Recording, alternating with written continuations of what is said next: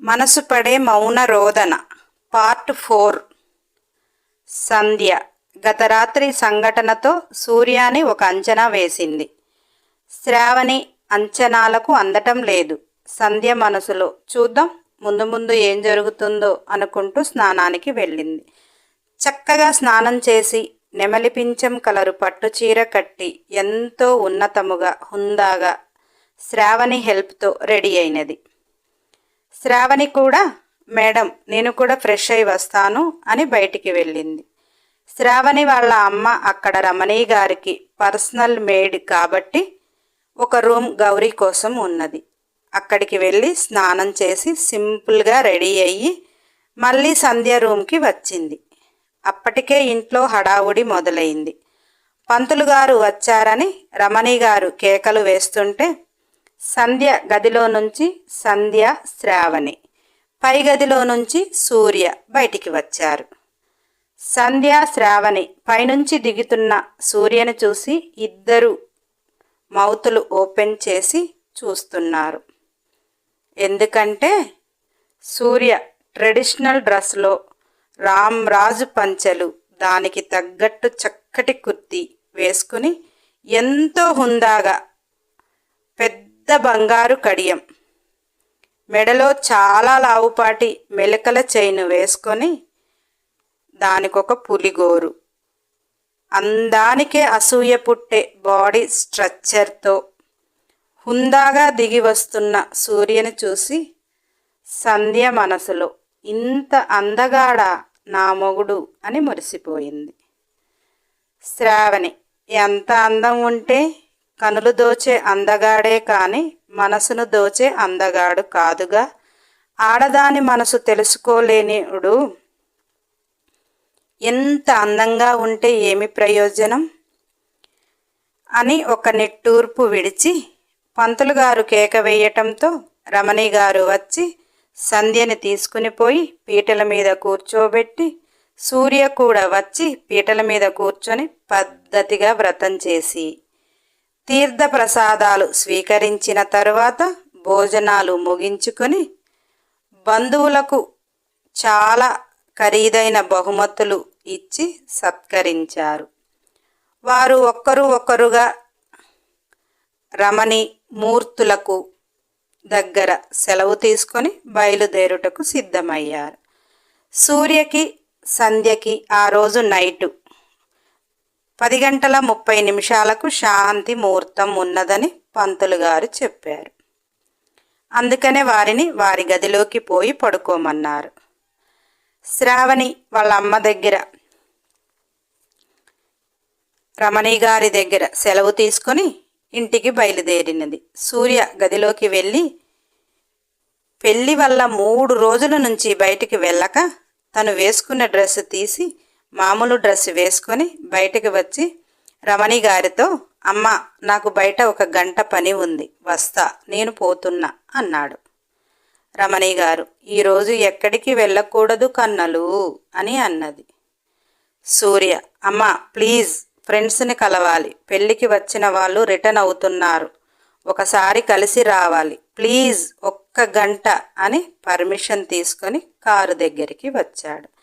తన కారు తానే సొంతంగా డ్రైవింగ్ చేసుకుంటూ బయటికి వచ్చాడు. ఇంతలో శ్రావణి ఆ గది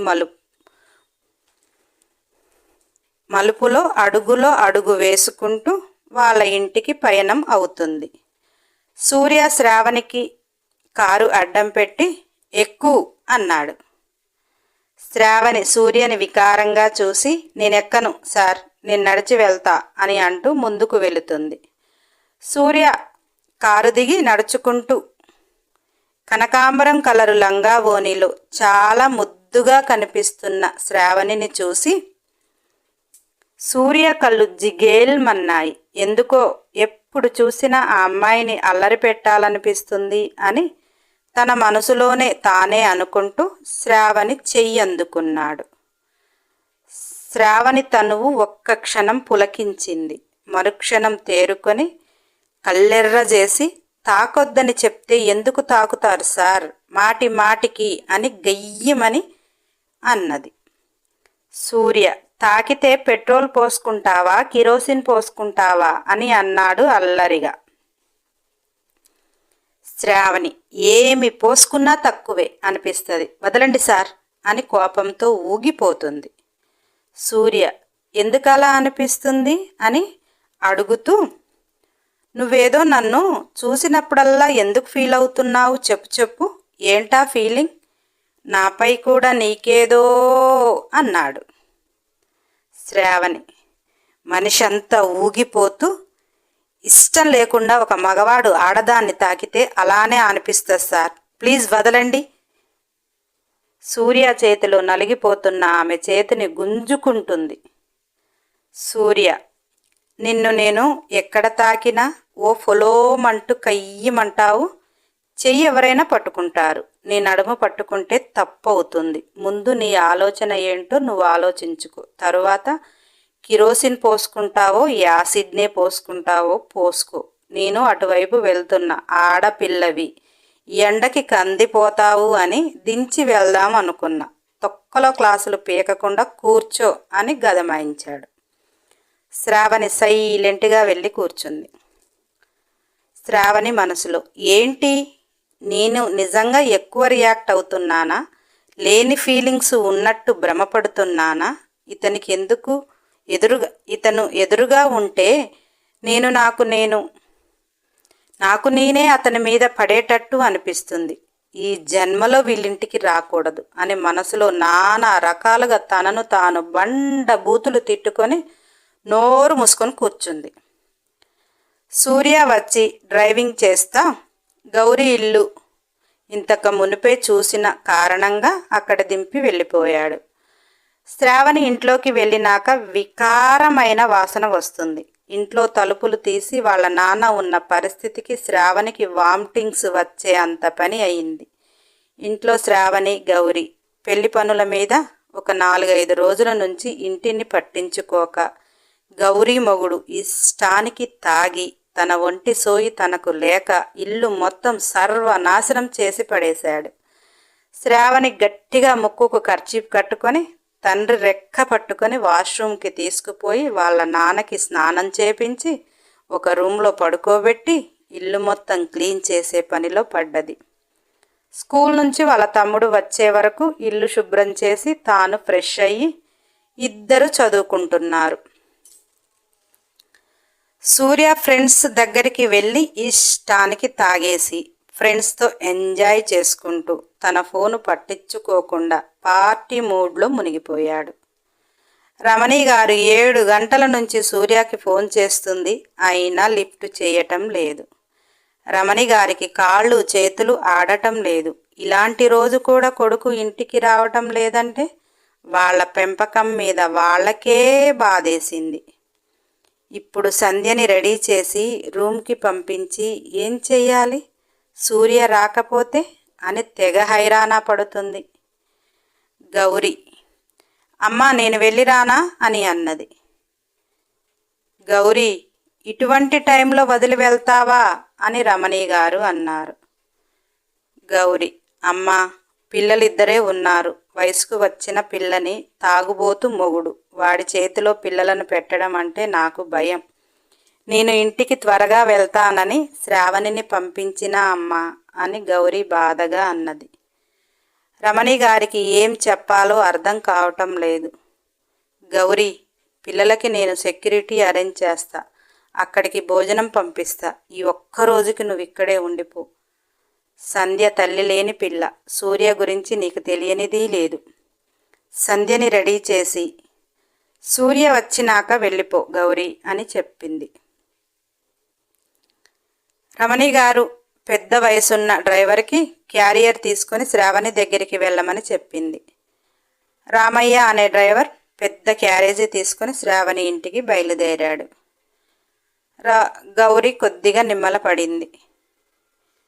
గౌరీ సంధ్య గదిలోకి వెళ్ళి చక్కగా పాలమీగడల వంటి ఉల్లిపొర చీరలో సంధ్యని అలంకరించి 10 మూరల మల్లెలు తొరిమి ఒక బిడ్డకి తల్లిగా చెప్పవలసిన బుద్ధులు చెప్పి 10 గంటలకు సంధ్యని రమణి మూర్తుల దగ్గర ఆశీర్వాదం ఇప్పించి సూర్య రూముకు తీసుకుని వెళ్ళి వదిలింది. గౌరి కిందకు వచ్చి రమణి గారితో చిన్నబాబు గారు ఇంకా రాలేదా అమ్మా అని అడిగింది. రమణి గారు, రాలేదు గౌరీ, డ్రైవర్ని పంపించిన, తీసుకుని వస్తాడేమో అని కంగారు పడుతుంది. ఇక్కడ సూర్య ఫ్రెండ్స్తో పార్టీలో ఉండి వంటి మీద స్పృహ లేకుండా ఉన్నాడు. డ్రైవర్ పబ్బుకు చేరి పార్టీలో ఉన్న సూర్యని చూసి రమణి గారికి ఫోన్ చేసి పరిస్థితి వివరించి ఇంకొక 2 మనుషుల సహాయంతో 11 గంటలకు ఇంటికి తీసుకుని వచ్చారు. సూర్య పరిస్థితి చూసిన రమణి గారికి గుండె చెరువైపోయింది. ఈ ఒక్కరోజన్నా ఇంటి పట్టున ఉంటాడేమో అని అనుకున్న రమణి గారి ఆలోచనలను తల్లక్రిందులు చేశాడు. సూర్యని తీసుకుని కింద ఉన్న గదిలో వాష్రూంలోకి తీసుకెళ్ళి షవర్ ఆన్ చేసి స్టూల్ మీద కూర్చోబెట్టింది. ట్యాంకు వాటర్ ఖాళీ చేసినా సూర్య మత్తు వదలటం లేదు. గౌరీ నిమ్మకాయ మజ్జిగ బాగా తాపి కొంత కక్కించింది. పైన నీళ్లు పడుతూ కడుపులోది కొంచెం పోవటం వల్ల సూర్యకి కొంత స్పృహ వస్తుంది. రమణి గారికి సూర్యను చూసి, నా గారాబంతో ఎంత చెడగొట్టానురా కన్నలు, నన్ను సంధ్య క్షమిస్తుందా? ఇలాంటి కొడుకుని చేశారని అంటే నేనేమైపోవాలి కన్నలు అని మాట్లాడుతూ ఏడ్చింది. రమణి గారు ఏడవటంతో సూర్యకి ఇంకొంచెం స్పృహ వచ్చి, అమ్మా ఏడ్చమాకు, నేను ఎక్కువ తీసుకోలేదమ్మా, ఫ్రెండ్స్ బలవంతం చేస్తేను కొంచెమే తీసుకున్నా, అమ్మా I am all right, I am perfect అని ముద్దుగా చెప్తున్నాడు. సూర్యని అలా చూసి రమణి గారు పక్కున నవ్వి, కన్నలు, నా మాట నిలబెడతావుగా, సంధ్య దగ్గర మంచిగా నడుచుకో. ఒక కొడుకుకి ఇంతకంటే ఏ తల్లి చెప్పలేదు, అమ్మాయి కంట నీరు పెట్టకూడదు అని తల్లి బుద్ధులు చెప్పింది. తెల్లని బట్టలతో తయారు చేపించి సూర్యని గదిలోకి పంపించింది.